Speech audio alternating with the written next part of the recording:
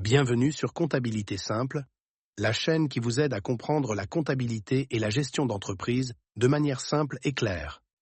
Si vous voulez apprendre la comptabilité facilement, abonnez-vous à la chaîne et activez la cloche pour ne manquer aucune vidéo. Aujourd'hui, nous allons parler d'un concept fondamental en comptabilité, les comptes comptables. Si vous avez déjà entendu parler des comptes d'actifs, de passifs, de charges ou de produits, mais que ces termes vous semblent compliqués, ne vous inquiétez pas. Dans cette vidéo, nous allons expliquer les comptes en comptabilité de manière simple et facile à comprendre. Qu'est-ce qu'un compte en comptabilité? En comptabilité, un compte est simplement un outil qui permet de classer et d'enregistrer les différentes opérations financières d'une entreprise.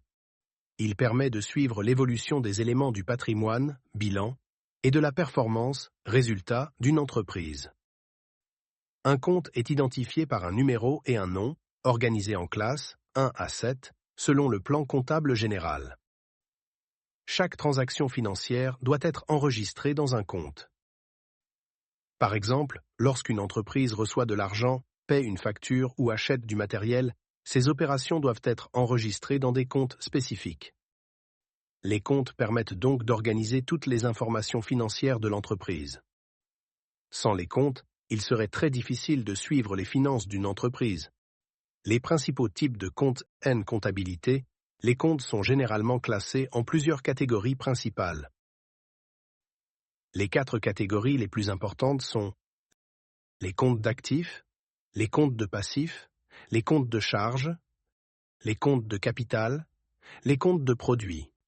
Comprendre ces 4 catégories est essentiel pour comprendre la comptabilité. Les comptes d'actifs représentent ce que possède l'entreprise. Il s'agit de tous les biens et ressources appartenant à l'entreprise.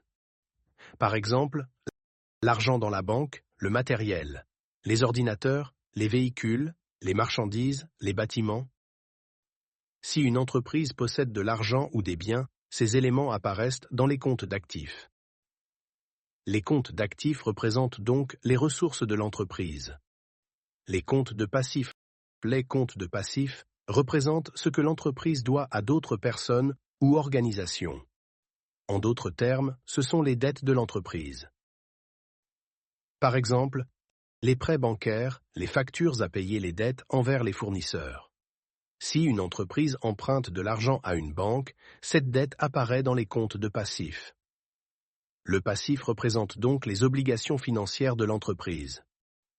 Les comptes de charges représentent les dépenses de l'entreprise. Ces dépenses sont nécessaires pour faire fonctionner l'entreprise. Voici quelques exemples de charges. Le loyer, les salaires, les frais de transport, la publicité, les fournitures, l'électricité. Chaque fois que l'entreprise dépense de l'argent pour son activité, cette opération est enregistrée dans un compte de charges. Les comptes de capital. Le compte de capital est un compte qui représente la part du propriétaire ou des associés dans l'entreprise. Il correspond à l'argent, aux biens ou aux ressources que le propriétaire investit dans l'entreprise pour commencer ou développer son activité.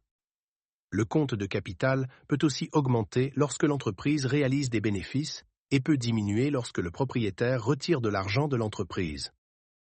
En résumé, le compte de capital représente la valeur appartenant au propriétaire dans l'entreprise après avoir pris en compte les dettes. Par exemple, capital social. C'est l'argent ou les biens apportés par le propriétaire ou les associés lors de la création de l'entreprise. Apport du propriétaire ou apport des associés. Ce compte enregistre les ressources supplémentaires que le propriétaire ou les associés ajoutent à l'entreprise. Résultats non distribués, bénéfices non répartis. Ce compte représente les bénéfices que l'entreprise garde pour financer ses activités au lieu de les distribuer aux propriétaires. Les comptes de produits. Les comptes de produits représentent les revenus de l'entreprise. Ils correspondent à l'argent que l'entreprise gagne grâce à ses activités. Par exemple, la vente de produits, les services vendus aux clients, les commissions, les revenus de location. Exemple simple. Prenons un exemple simple. Imaginons une entreprise qui possède 10 000 € dans son compte bancaire. Un ordinateur qui vaut 2 000 €. Ces éléments appartiennent à l'entreprise. Ils sont donc enregistrés dans les comptes d'actifs. Maintenant, imaginons que l'entreprise a un prêt bancaire de 5 000 €. Ce prêt représente une dette. Il sera donc enregistré dans un compte de passifs. Si l'entreprise paie 1 000 € de loyer, cette dépense sera enregistrée dans un compte de charges. Et si l'entreprise vend des services pour 3 000 €, ce revenu sera enregistré dans un compte de produits. Chaque fois qu'une entreprise réalise une vente, cette opération est enregistrée dans un compte de produits. Pourquoi les comptes sont importants? Les comptes sont très importants car ils permettent d'organiser toutes les informations financières. Grâce aux comptes, les comptables peuvent préparer des documents importants comme le bilan, le compte de résultats et les états financiers. Ces documents permettent de comprendre la situation financière de l'entreprise. En résumé, les comptes en comptabilité permettent d'enregistrer et d'organiser toutes les opérations financières d'une entreprise. Nous avons vu qu'il existe plusieurs types de comptes importants. Les comptes d'actifs, les comptes de passifs, les comptes de charges, les comptes de capital et les comptes de produits. Comprendre ces comptes est une étape essentielle pour apprendre la comptabilité.